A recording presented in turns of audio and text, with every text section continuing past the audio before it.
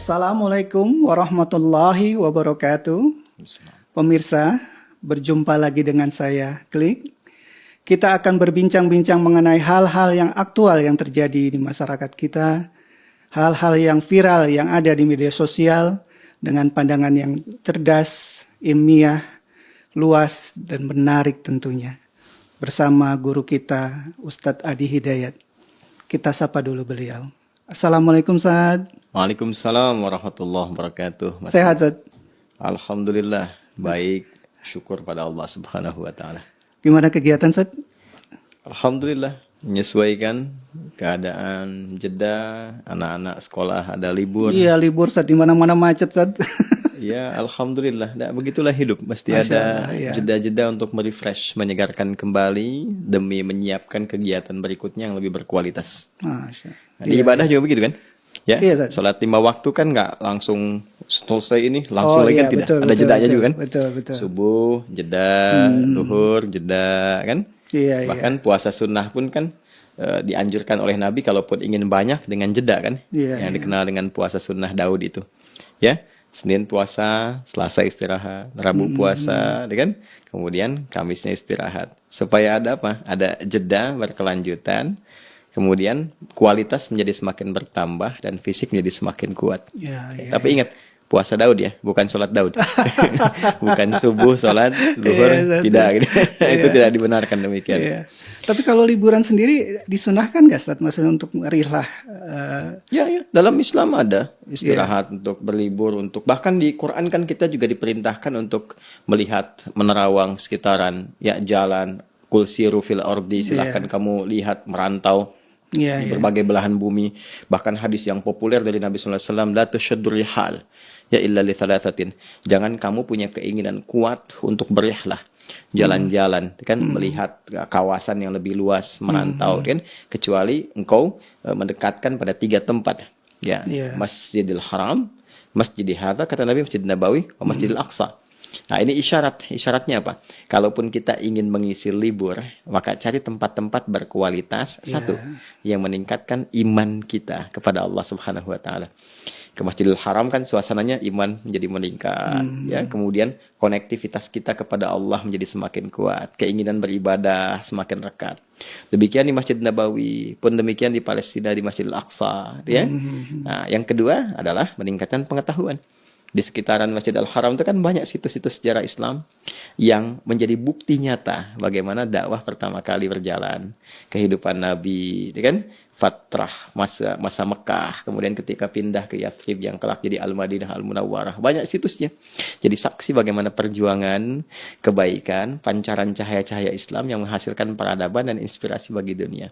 Jadi kalau kita mau tarik spiritnya, liburan ingin kita isi misalnya ke berbagai tempat, silahkan berkunjung, bisa ke saudara, menguatkan silaturahim, cas lagi, kan? Iya. Bisa ke tempat-tempat di Indonesia juga, masya Allah banyak Masya Allah, situs-situs yang cukup baik ya. Iya. Bisa yang mendekatkan pada keimanan, seperti kita berkunjung misalnya ke Aceh, ya, kemudian juga sepanjang jalur Pantura itu kan banyak jejak atau napak tilas keislaman yang bisa digali dari ulama dulu. Atau minimal menambah wawasan kebangsaan kita, kenegaraan misalnya, ya, ke tempat-tempat yang di dalamnya ada sejarah-sejarah yang kita bisa pelajari untuk mensyukuri nikmat kemerdekaan atas berkat rahmat Allah yang Maha Kuasa dan dengan didorongkan oleh keinginan luhur. Itu kan spirit merdeka itu kan? Iya. Ya, di pembukaan di preambul Undang-Undang Dasar 1945 itu. Iya, Masya Allah. Ya, jadi kita mau bahas apa saat ini? Kita akan membahas satu pertanyaan yang berulang-ulang dipertanyakan di bulan Desember, Ustaz. Khususnya bagi kita umat Muslim. Jadi nggak lama lagi kan saudara-saudara kita yang beragama Kristen akan merayakan Natal, Ustaz. Nah, pertanyaannya, boleh nggak kita mengucapkan Selamat Natal, Ustaz?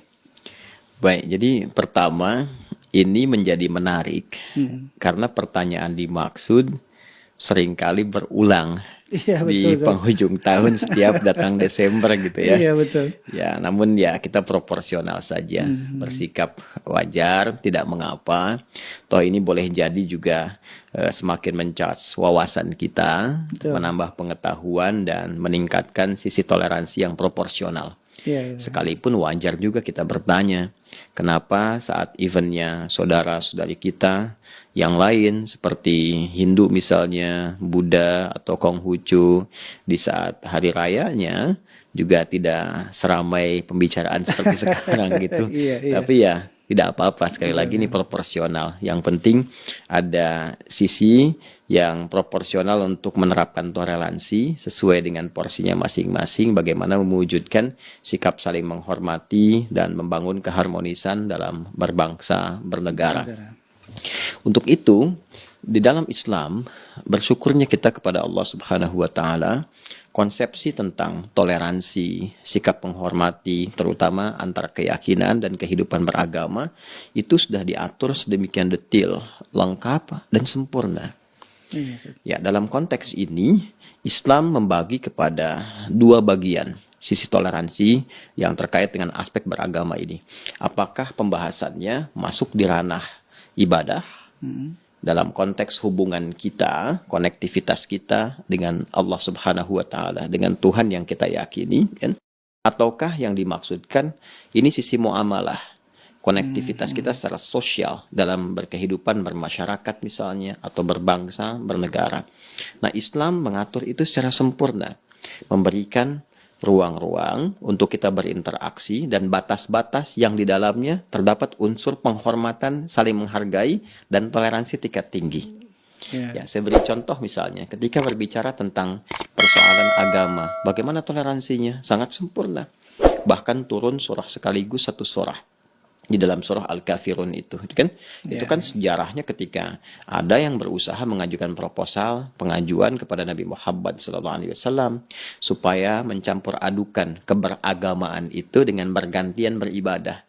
Yang mereka datang kepada Rasulullah yang Muhammad SAW, kurang lebih kalau bahasa kita tidak usah berselisih, tidak usah ribut, kita ibadah bergantian saja. Malam ini kami menyembah Tuhanmu, besok-besok kau menyembah Tuhan kita, kata mereka. Maka turun surah Al-Kafirun itu yang legasinya sangat luar biasa. Perhatikan di ujung ayatnya, lakum dinukum waliyadin. Ya, betul, kita tidak usah berselisih. Untuk apa berselisih? Tidak usah ribut, tidak usah saling mencela. Cukup kita saling menghormati dengan beribadah masing-masing. Tidak perlu saling mencampuri. Justru ketika mencampuri, teorinya menjadi berubah. Kan ini satu ikut ke tempat orang lain, fisiknya seakan mengikuti, tapi hatinya mengingkari. Itu kan sifat munafik namanya. Tidak total dalam beragama. Kan? Kalau mau berkeyakinan, mesti total. Nggak boleh ada unsur paksaan. Kan? Silahkan Anda lakukan apa yang Anda yakini. Kami pun mengerjakan apa yang kami yakini. Tidak perlu saling mencampuri, tidak perlu saling mencela. Silahkan berdiskusi, silahkan mengkomparasikan, sampai menemukan kebenaran yang sejati. Dan itu pun pertanggungjawabannya dibawa masing-masing, sesuai dengan konsep keyakinan yang diyakini. Karena itu nanti ada pula penekanan di Quran surah kedua Al-Baqarah di ayat 256. La ikraha fid din. Tidak boleh bahkan ada paksaan dalam konteks keberagamaan itu. Ya, ad-din itu bisa ditafsirkan pertama Islam, Quran surah ketiga Ali Imran ayat 19. Inna dina indallahil Islam. Sungguh agama yang diridhai ad-din, yang diridhai oleh Allah adalah Islam. Jadi kalau kita mau kaitkan Quran surah ketiga Ali Imran ayat 19 dengan Quran surah kedua Al-Baqarah ayat 256, untuk masuk Islam pun nggak boleh dipaksa. Jadi kita nggak boleh paksa orang tuh untuk masuk Islam, atau misalnya nyogok dengan bantuan. Ada orang kena musibah, kita kirimkan sembako. Kalau nggak baca syahadat misalnya nggak dikasih, atau kasih biskuit mereknya syahadat yang kalau dimakan langsung la ilaha illallah gitu. Itu nggak boleh, nggak boleh. Bahkan bisa berdosa. Ya, tidak diperkenankan memaksa orang, ya, itu tidak diperkenankan. Bahkan Nabi pun ketika sedang berdakwah itu menunaikan tugas risalah, itu jelas kalimatnya, fadzakir innama anta mudzakir lasta alaihim bimusaitir. Muhammad sallallahu alaihi wasallam, silahkan ingatkan, ya, sampaikan kepada mereka risalah, sadarkan, ya, kemudian silahkan ajak untuk meriset, ajak untuk menilai sampai menemukan kebenaran yang sejati. Engkau tidak ditugaskan untuk memaksa orang.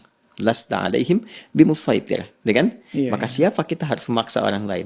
Itu konsepsi yang pertama, indah, la ikraha fid din, lakum dinukum waliyadin. Tapi kalau kita tarik ke dalam konsepsi muamalah, hubungan antar sesama kemanusiaan, sifat sosial, maka Islam datang dengan satu petunjuk yang sangat luar biasa.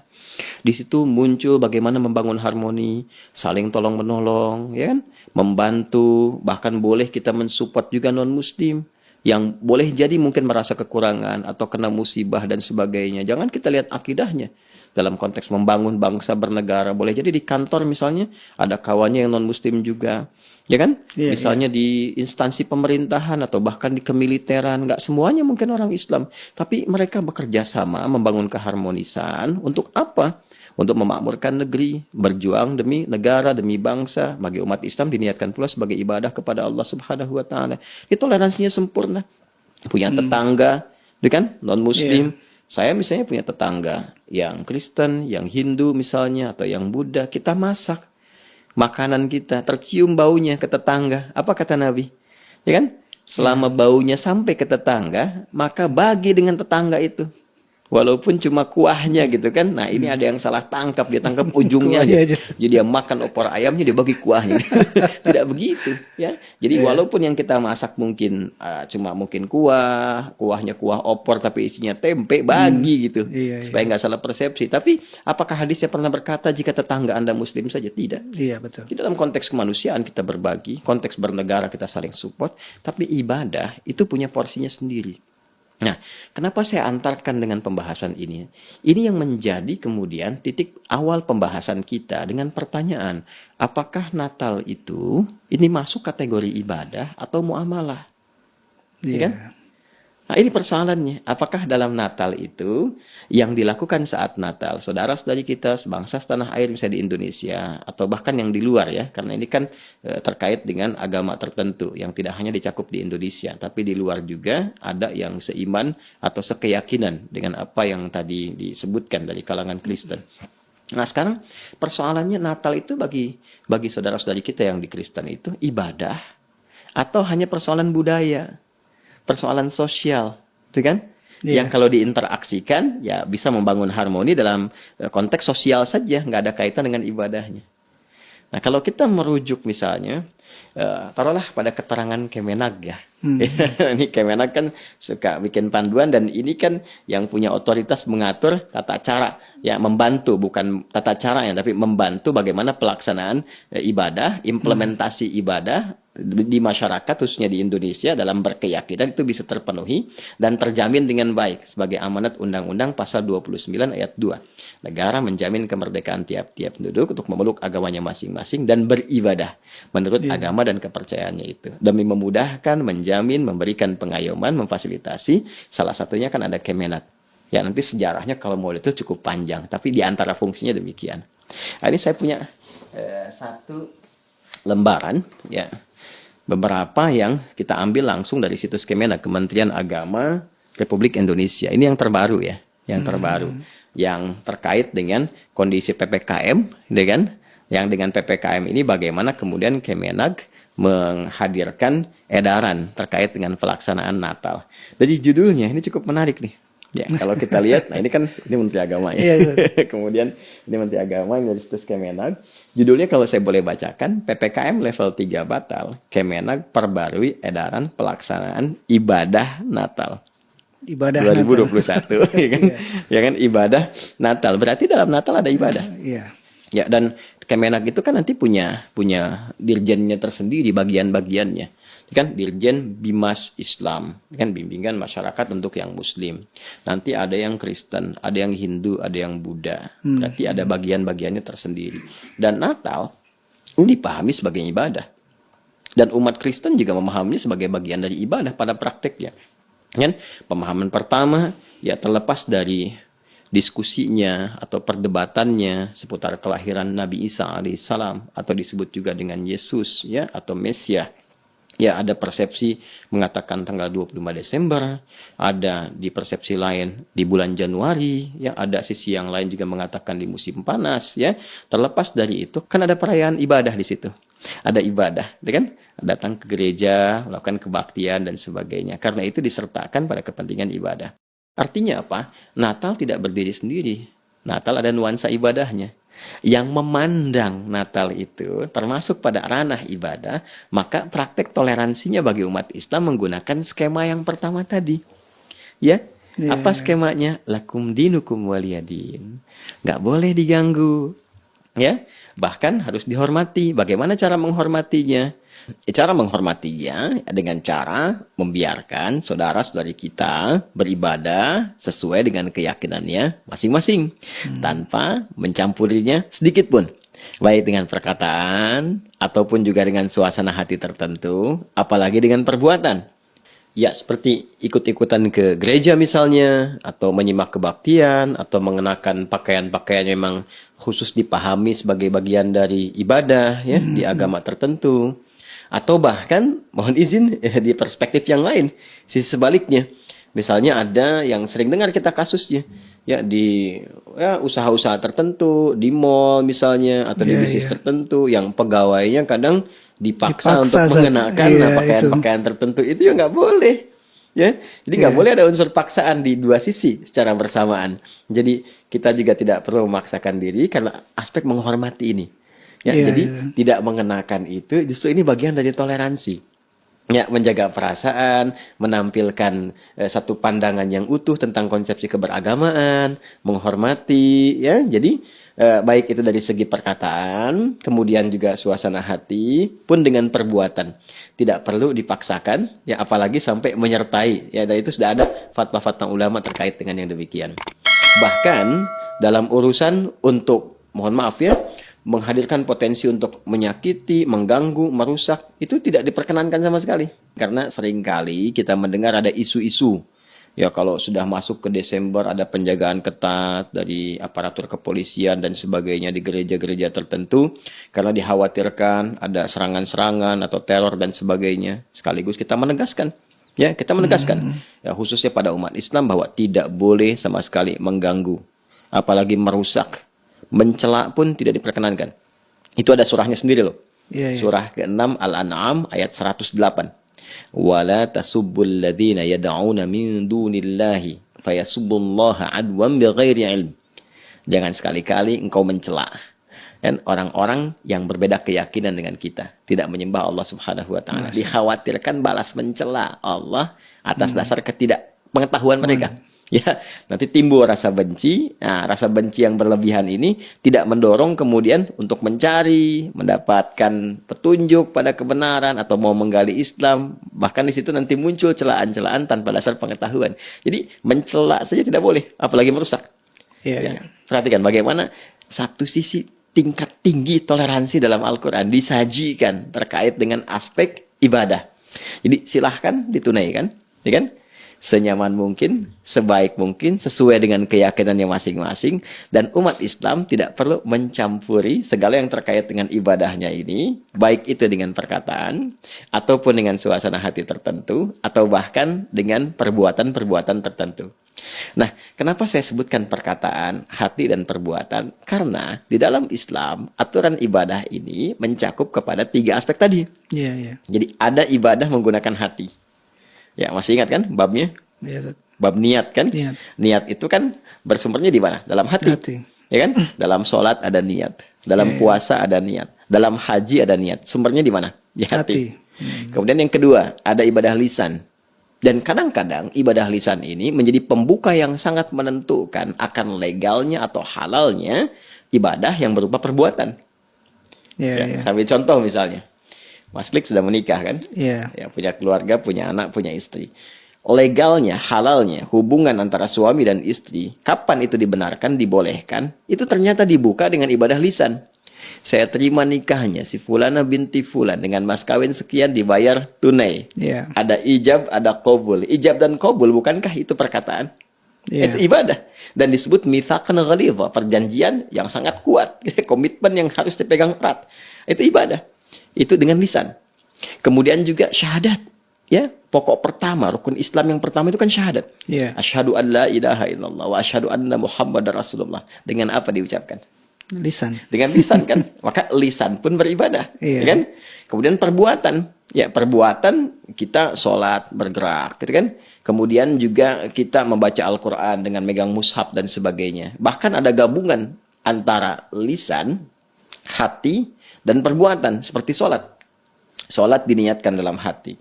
Lisan berkata, Allahu Akbar, tangan bergerak. dengan mengangkat sejajar dengan bahu. Demikian selanjutnya. Jadi ada ibadah hati seperti niat tadi, ibadah lisan seperti ucapan syahadat dan ijab qabul, ibadah fisik saja misalnya seperti ya ritual dalam yang kita kerjakan. Tawaf misalnya ada fisiknya, sa'i ada fisiknya, bahkan gabungan dengan lisan tadi ya, ada lisan, hati dan perbuatan yang dilakukan secara bersamaan. Nah, karena tadi kesan yang terbangun dalam Natal tadi kesannya adalah ibadah, maka satu dari 3 unsur ini pun tidak boleh menyertainya. Ya, tidak boleh ada unsur niat menyertai, tidak boleh antara unsur perbuatan menyertai, dan tidak boleh ada unsur lisan menyertai. Jadi kalau kemudian kita hadirkan misalnya unsur lisan dengan mengatakan kalimat misalnya Selamat Natal, sekian, sekian, sekian. Sementara di Natal itu ada unsur ibadah. Unsur yang berbeda dalam konsepsi ketuhanannya. Ada unsur penyembahan, ya.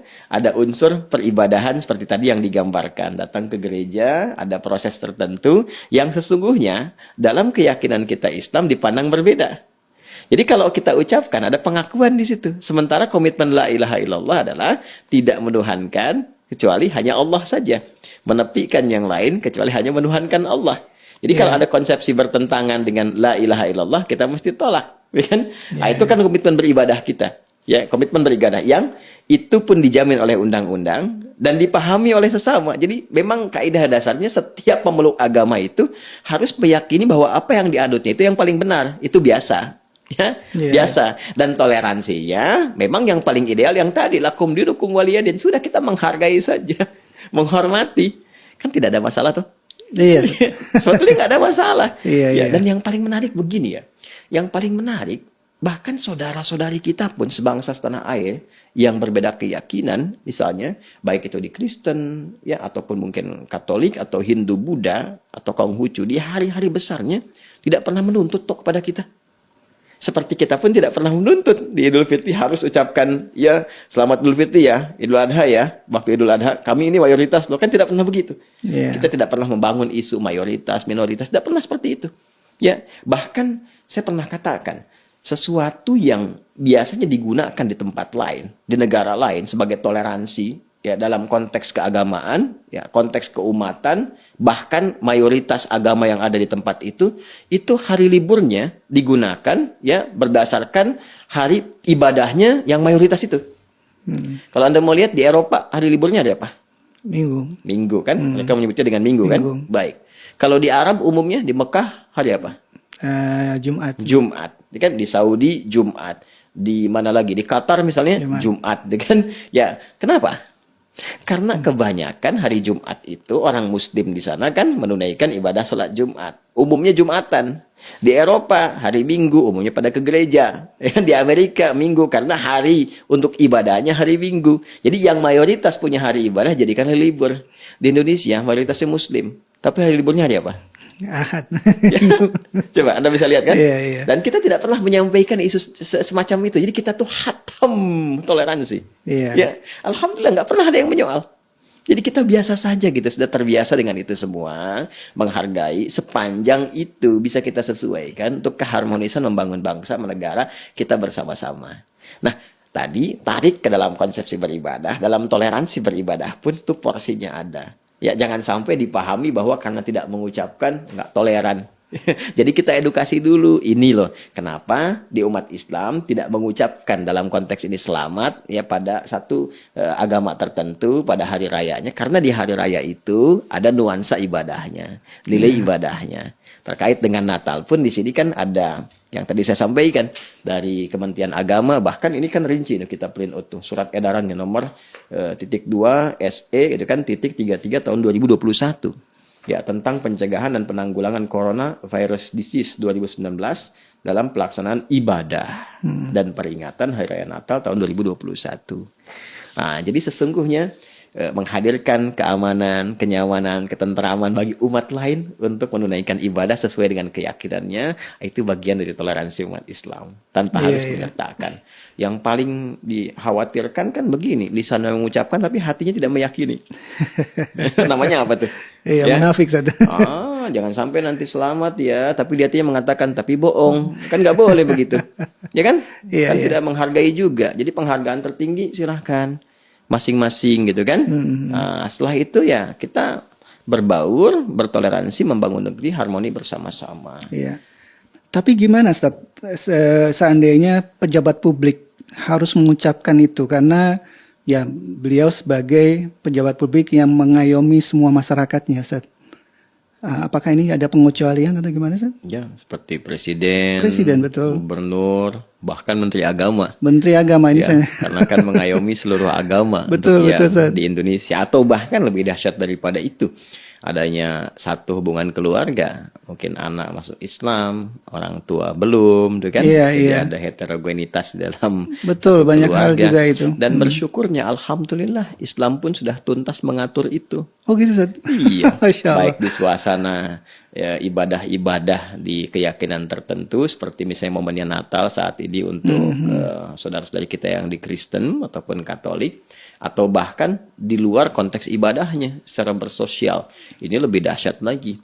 Iya, iya. Nah, ini di Islam itu selalu ada hukum mustathnayat. Mustathnayat itu hukum-hukum pengecualian dalam kondisi darurat tertentu yang itu dibutuhkan karena timbangan-timbangan khusus, kasusnya spesial. Dan itu pun dalam istilah fikih ada dawabitnya. Ya, ada detil-detil hukum tertentu yang menyertai hanya di situasi itu saja, mengikat keadaan itu saja. Ya, karena itu ulama sudah mengkaji ini dengan cukup dalam, bahkan mengambil hukum di muamalah, kan, dalam interaksi sosial, karena perannya ada peran muamalah di situ, ya, Iya, tidak iya. murni hanya untuk kepentingan ibadah atau bahkan menyertai itu, tidak, tapi hanya karena ada peran muamalah, interaksi dia atau amanat yang berlaku secara luas dalam konteks sosial di sini, maka diambillah kemudian spirit Quran surah ke-60 Al-Mumtahanah di ayat yang ke-8. Saat Allah berfirman, la yanhakumullahu 'anil ladzina lam yuqatilukum fid din wa lam yukhrijukum min diyarikum an tabarruhum wa tuqsitu ilaihim. Allah Subhanahu wa taala tidak melarang engkau untuk berbuat baik terhadap orang-orang yang tidak memerangi engkau, tidak menyakiti engkau dalam perkara agama ini, atau tidak mengusir engkau di tempat engkau berkedudukan, tempat engkau tinggal. Maka berbuat baiklah kepada mereka dan bersikap adillah dalam berkehidupan. Ini konteksnya konteks sosial. Iya, Ya, konteks interaksi berkehidupan sosial. Dan boleh jadi dalam konteks berkehidupan sosial yang skalanya besar, berbangsa, bernegara, bermasyarakat, ada yang diamanahi tadi, ya, sebagai presidenkah atau pejabat publik seperti gubernur, bahkan menteri agama misalnya, yang harus berinteraksi secara sosial, tidak mengkhususkan karena ibadahnya atau dan hal-hal terkait itu. Iya, iya. Maka di sisi ini dia boleh diperkenankan mengucapkan dengan membawa nama jabatannya. Ya, untuk cari al-khuruj minal khilaf, keluar dari perdebatan. Dia bawa nama jabatannya. Bisa menyampaikan, dengan ini Presiden Republik Indonesia mengucapkan selamat bla bla bla dan sebagainya. Iya, iya, iya. Dengan ini Menteri Agama Republik Indonesia mengucapkan selamat bla bla bla dan sebagainya. Ya, nah, boleh juga dia menugaskan misalnya divisi terkait atau bagian atau menteri terkait, atau misalnya kalau di Kementerian Agama ada Dirjen Bimas Kristen, misalnya kan, nah, terkait dengan ini. Tapi kalau dirasakan rasanya kok nggak nyaman ya gitu kan, ini kan ada jabatan mengikat dan sebagainya, maka diharapkan yang tampilnya menterinya atau misalnya pejabat publiknya, maka sertakan jabatannya. Ya, bukan menyertakan pribadinya untuk keluar dari khilaf, keluar dari perdebatannya, ya, khuruj minal khilaf namanya. Maka sertakan nama jabatan di situ, misalnya menyampaikan dengan ini Menteri Agama Republik Indonesia menyampaikan selamat begini begini begini dan sebagainya. Jadi yang dibawa jabatan publiknya, bukan pribadinya ingin menyertakan dalam kepentingan itu. Tapi karena sifat pelayanan publik, dan di publik ini ada bagian-bagian tertentu yang dibimbing dalam berkehidupan, bermasyarakat, ya, menjalankan amanah konstitusi, maka itu yang diambilnya. Dan ini masih ranah muamalah keduniaan. Dan ranah muamalah keduniaan ini tidak mengenal batas akidah. Apa ayatnya? Quran surah ke-31, Luqman, di ayat ke-15. Ya kan? Wa in jahadaka ala an tusyrika bi ma laisa laka bihi ilmun fala tuti'huma. Perhatikan, wa sahibhuma fid dunya ma'rufa, di ujung ayatnya. Ya kan? Bila pun saya tarik nih, bahkan ke ranah keluarga seperti yang tadi saya sampaikan. Iya, iya. Kalaupun di dalam lingkup keluarga ada perbedaan keyakinan, anak misalnya masuk Islam mu'allaf, orang tua belum, misal, gitu kan? Nah, dalam konteks peribadatan, tadi toleransinya toleransi ibadah. Jangan paksa, ya kan? Tidak boleh saling mencampuri, ya. Silahkan menghormati masing-masing. Kalau berdiskusi dengan cara yang baik. Kalau dipaksa pun, ya untuk balik ke agama semula dijawab dengan jawaban yang lembut, yang menyenangkan. Ya tampilkan akhlak mulia. Tapi di ujung ayatnya apa? Wasahibhuma fid dunya, bukan fil ibadah. Ya kan? Nah, jadi ada urusan-urusan dunia, ada urusan-urusan ibadah, spesifik sifatnya. Wasahibhuma fid dunya ma'rufa. Dan pergauli orang tua itu, perlakukan dengan cara yang terbaik dalam konteks kehidupan dunianya, sifat bersosialnya. Jadi artinya apa? Perbedaan agama tidak menghalangi seorang anak untuk berbakti kepada kedua orang tuanya dalam konteks kehidupan dunia. Kalau ditarik lagi ke tingkat yang lebih tinggi dalam konteks kehidupan berbangsa, bernegara, perbedaan agama tidak boleh menghalangi pejabat publik untuk bersikap adil dan melayani masyarakatnya. Iya, betul, betul. Ya, jadi ini keadilan ini kemudian yang ditampilkan ketika ada perayaan A, perayaan B di umat A, umat B, dia boleh kemudian dengan jabatan yang melekatnya, bukan karena pribadinya, karena jabatan melekatnya. Ya, gubernur mau inspeksi, misalnya gubernur Jakarta atau Jawa Barat atau di luar inspeksi, ya melihat ke gereja untuk memastikan ini aman, baik ini, itu boleh, sah-sah saja, karena jabatan melekat kepada dirinya dan harus memastikan berlangsung aman, berlangsung baik, nggak boleh ada gangguan dan sebagainya. Nah, ketika akan mengucapkan selamat, jabatannya dilekatkan di situ. Jadi jabatan yang menjadikan pelayanan publik ini terjamin, bahkan itu perintah Al-Quran. Ya, bukan pribadinya yang ingin menyampaikan itu, tapi lebih kepada jabatan yang melekat. Bisa dibedakan. Wasahibhuma fid dunya, dikaitan dengan itu. Nah, anak pun, ya kan, mungkin ada pertanyaan lagi, boleh nggak ngasih hadiah? Itu dia. Kunjungan ke rumah dan sebagainya. Nah, ini di sini khuruj minal khilaf lagi, keluar dari perdebatan, bisa diatur waktunya untuk menyesuaikan. Misal, kan karena tadi kebolehannya diikat dengan konteks berhubungan sosial, keduniaan, bukan spesifik ke agama, maka yang pertama kali dilakukan misalnya tidak harus bersamaan waktu. Sehari setelahnya, atau 2 hari setelahnya niatkannya untuk silaturahim datang, deh kan? Yang bawa makanan, bawa apa, ya, tapi bukan terkait dengan konteks ibadah, karena ibadahnya kan udah lewat. Tanggal 25 kan, datang tanggal 26. Dia datang tanggal misalnya 27 gitu kan. Dan kaitan-kaitan yang tidak erat langsung tersambung dengan ibadah. Nah, itu keluar dari konteks perdebatan, konteks khilaf, hal yang tidak mungkin menyenangkan karena nggak semua orang bisa memahami konsepsi ini. Kan? Dan memang kalau memuaskan manusia itu nggak akan pernah merasa puas gitu. Karena semua kan punya tinjauan berbeda.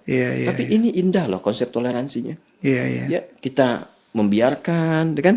Kemudian di sini tidak ada unsur-unsur yang berbeda antara suasana hati dengan lisan. Kan Islam itu menjaga kejujuran, menjaga kemuliaan, kebenaran. Kan tidak benar kalau orang berkata di lisan tapi hati mengingkari. Itu kan ada sifat munafik, tidak sesuai antara lisan dengan hati. Tadi yang saya katakan demikian. Apa mau misalnya Mas Dik saya katakan selamat ya Mas Dik ya, kan?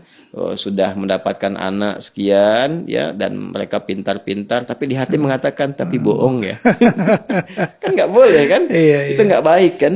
Itu, maka tempatkan sesuai dengan porsinya. Tadi indah kan? Jadi silahkan, kalaupun nanti ada suasana heterogenitas begitu, misal datang sehari setelahnya. Ya, atau kalau lingkungan sama sekali terpaksa, maka babnya nanti masuk ke bab taqiyah itu yang sering diulas oleh para ulama. Ya, jadi di sini bukan ada nuansa sesuatu ya penyimpangan dari makna atau yang lain, tapi memang tuntutan memaksa keadaan demikian karena sudah jadi budaya. Ya, seperti misalnya di Eropa, di Amerika dan sebagainya. Ya kan? Natal itu ya dipahami bagi sebagian masyarakat ya budayanya sudah begitu. Sudah budaya. Sedangkan misalnya tinggal di kalangan umat Islam minoritas dalam situasi seperti itu. Maka inilah fikih Islam itu lengkap, Masya Allah, luar biasa lengkap. Jadi beda antara keadaan kita misalnya dalam kondisi A, kondisi B. Seperti kita kalau makan misalnya, maaf kita kan mengharamkan makanan-makanan tertentu. Ya, daging babi misalnya diharamkan. Ya, haram total, nggak boleh dimakan, nggak boleh dikonsumsi. Ya, cuma dalam kondisi tertentu Anda berada di situasi yang sangat sulit, berada sedang berkemah di hutan dan sebagainya, nggak ada makanan yang lain kecuali itu, kan? Maka diperkenankan itu kemudian dimasak, dimakan hanya untuk menutupi lapar sambil mencari makanan yang lain yang dibenarkan. tapi sementara saja dalam kondisi demikian. Saya ingin mengilustrasikan kepada Anda betapa Islam itu solutif gitu. Ya, bahkan dalam keadaan yang dilarang pun sepenuhnya dilarang, ada kebolehannya dalam kondisi darurat tertentu. Ini kaidahnya namanya ad-daruratu tubihul mahdhurat. Dalam keadaan darurat, bahkan yang haram bisa menjadi halal untuk sementara waktu. Ya, nah, tapi dengan hikmah-hikmah tertentu, ada hikmah di baliknya. Nah, dalam kondisi tadi, toleransi misalnya dalam konteks yang lebih luas, kondisinya umat Islam minoritas, terus yang mayoritasnya belum paham tentang konsep tadi. Yang kalau dipraktekkan terjadi singgungan yang lebih fatal, gitu kan? Nah, boleh jadi nanti terkucilkan, pelayanan publiknya menjadi tidak didapatkan, dengan tetangga menjadi tidak akur dan sebagainya. Maka di situ berlaku ad-daruratu tubihul mahdhurat. Dia boleh mengatakan kalimat-kalimat yang tidak langsung berhubungan dengan konteks ibadahnya. Ya, misal dia kalau kata ulama langsung mengambil kalimat umum, selamat ya, gitu kan, congratulations misalnya kalau di Inggris ya. Nah, kita tidak langsung mengambil kalimat-kalimat yang spesifik pada pengucapan terkait dengan ibadahnya. Nah, itu dalam kondisi tadi. Tapi kalau kondisi saling memahami, seperti di Indonesia kan gak ada masalah. Tadi yang saya katakan, orang tidak mengucapkan pun kan tidak menyoal. Iya. Nah, jadi kalau saya lihat ada baca di berita tuh ya, Kemenak wilayah tuh di wilayah tertentu membuat himbauan, ya saya kira itu tidak diperlukan. Ya, dengar beritanya tuh, ya, yang membuat himbauan ke instansi tertentu supaya membuat spanduk ucapan, ya saya kira itu tidak dalam konteks yang diperlukan. Iya. Karena kan, tapi menariknya gini, disadari juga ini kan himbauan tidak dipaksa. Tapi kalau Anda kan punya otoritas, jadi begitu diturunkan ke bawah sifatnya instruktif gitu, walaupun himbauan. Sedangkan menariknya kan kalau sifatnya tidak ada paksaan, biasa-biasa saja, ya tidak perlu ada himbauan. Jadi biasa saja gitu ya. Nah, karena itu penting kita mengedukasi, kita mencintai kehidupan berbangsa, bernegara, saling menghormati, ya kan? Dan titik toleransi tertinggi adalah kita menghormati akan tibanya hari besar, hari ibadah untuk saudara-saudari kita, ya penganut Kristen ataupun Katolik, pada waktunya untuk beribadah gitu kan.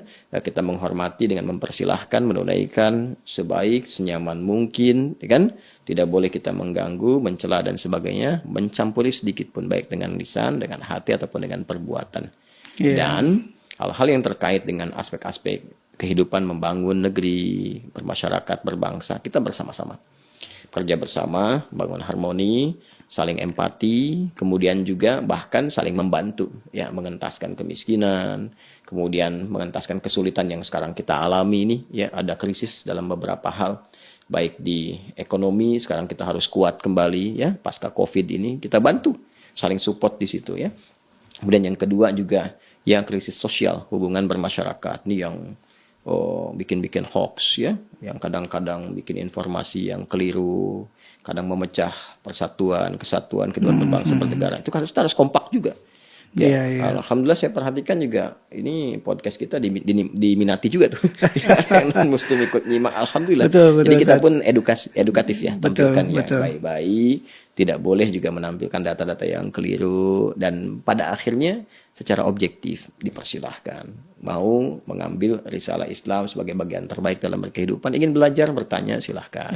Tidak boleh saling mencela, menjelekan, menyampaikan aja. Ya, kita kan tidak pernah mencela, menuduh A dan B, menyampaikan persepsi begini, silahkan diuji, ya kan? Datanya dari mana, secara ilmiah seperti apa, komparasikan dalil dengan dalil, uji secara logika rasional. Pada akhirnya, kalau menemukan kebenaran yang sejati pun tidak boleh memaksa, diperkenankan. Dan semua resiko akan dibawa, dipertanggungjawabkan kepada Tuhan Allah Subhanahu wa taala ketika kembali kepadanya. Indah sampai di situ.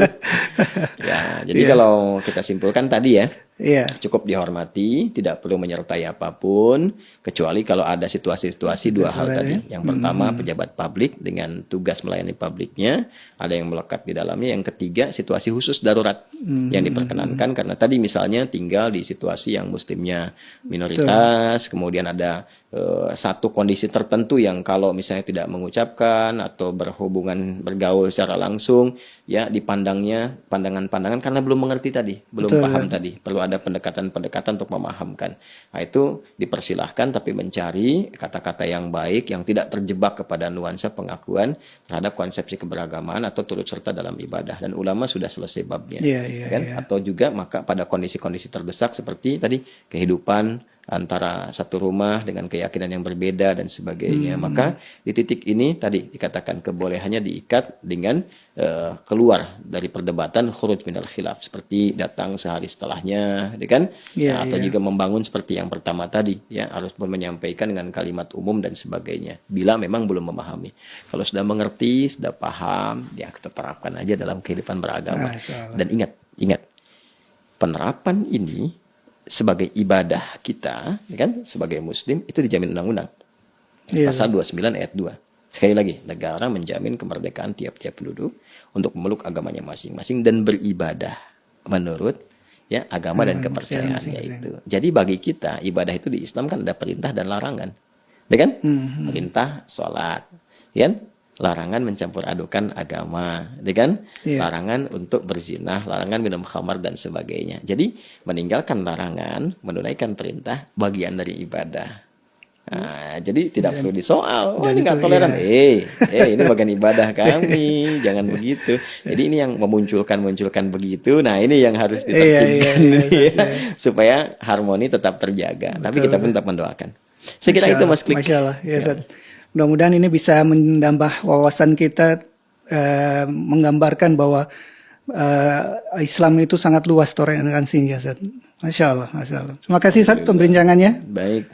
Mudah-mudahan kita bisa bertemu lagi untuk membahas hal lain lagi, Ustaz. Yang terpenting mudah-mudahan yang pertama bangsa kita, negara yang kita cintai, Negara Kesatuan Republik Indonesia senantiasa dijaga oleh Allah Subhanahu wa taala. Dan kehidupan berbangsa, bernegara direkatkan, diakurkan, harmoni. Insya Allah. Ya, tercipta kebaikan-kebaikan yang kita harapkan. Siap. Dan yang kedua, ya, toleransi yang proporsional, kan? Dan sesungguhnya sikap saling menghormati kalau sudah proporsional, saling memahami, saling menggali dengan pengetahuan yang benar, insya Allah menghadirkan jalinan kehidupan yang lebih baik. Insya Allah. Terima Terima kasih, Ustaz. Baik. Pemirsa, demikian bincang-bincang kita dengan guru kita, Ustadz Adi Hidayat. Semoga menambah wawasan keilmuan kita yang mendekatkan kita pada Allah Subhanahu wa taala. Saya Klik. Assalamualaikum warahmatullahi wabarakatuh.